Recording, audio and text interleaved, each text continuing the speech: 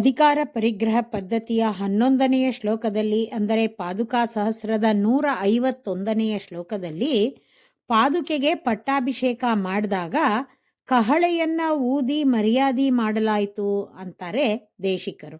ಶ್ಲೋಕ ನೋಡೋಣ.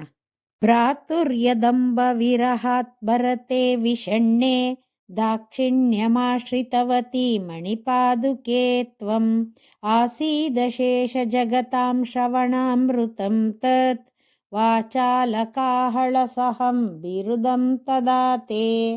ಮಣಿಪಾದುಕೆ, ಮಣಿಗಳಿಂದ ಕೂಡಿದ ಪಾದುಕೆಯೇ, ಭ್ರಾತುಹು ಅಣ್ಣನಾದ ಶ್ರೀರಾಮನ, ವಿರಹಾತ್ ಅಗಲಿಕೆಯಿಂದ, ವಿಷಣ್ಣೆ ದುಃಖಪಡುತ್ತಿರುವ, ಭರತೆ ಭರತನ ವಿಷಯದಲ್ಲಿ, ತ್ವಂ ನೀನು, ದಾಕ್ಷಿಣ್ಯಂ ಇಷ್ಟ ಬಂದಂತೆ ನಡೆಯುವುದನ್ನ, ಅಂದರೆ ಅವನಿಗಾಗಿ ಹಿಂತಿರುಗಿ ಬರುವುದನ್ನ, ಆಶ್ರಿತವತಿ ಪಡೆದೆ, ಇತಿ ಯತ್ ಎನ್ನುವುದು ಯಾವುದುಂಟೋ, ತತ್ ಅದು, ತೇ ನಿನಗೆ, ತದಾ ಆ ಪಟ್ಟವನ್ನ ಒಪ್ಪಿಕೊಳ್ಳುವ ಸಮಯದಲ್ಲಿ, ಅಶೇಷ ಜಗತಾಂ ಎಲ್ಲ ಲೋಕಗಳ, ಶ್ರವಣ ಕಿವಿಗಳಿಗೆ, ಅಮೃತಂ ಅಮೃತದಂತೆ ಪ್ರಿಯವಾಗಿರುವ, ವಾಚಾಲ ಶಬ್ದವನ್ನ ಮಾಡುವ, ಕಾಹಲಸಹಂ ಕಹಳೆಯ ವಾದ್ಯಘೋಷಕ್ಕೆ ಉಂಟಾದ,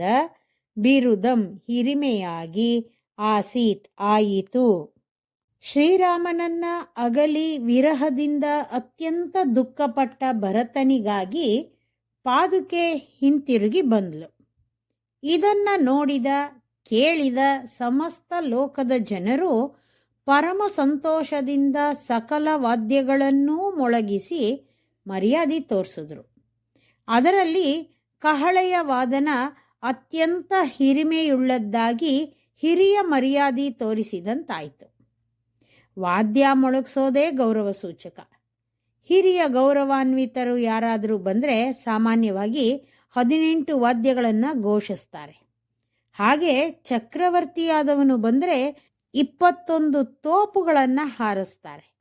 ಇದೆಲ್ಲ ಗೌರವ ಸೂಚಿಸುವ ವಿಧಾನ.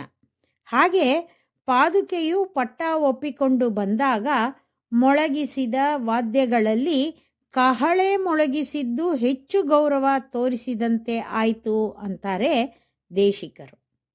ಆಳ್ವಾರುಗಳ ಗೋಷ್ಠಿಗೆ ವಾದ್ಯಗಳ ಮರ್ಯಾದೆ ಮಾಡುವಾಗ ತಿರುಚಿನ್ನ ಮೊಳಗಿಸುವುದು ಹೆಚ್ಚಿನ ಗೌರವ ಸೂಚಕ.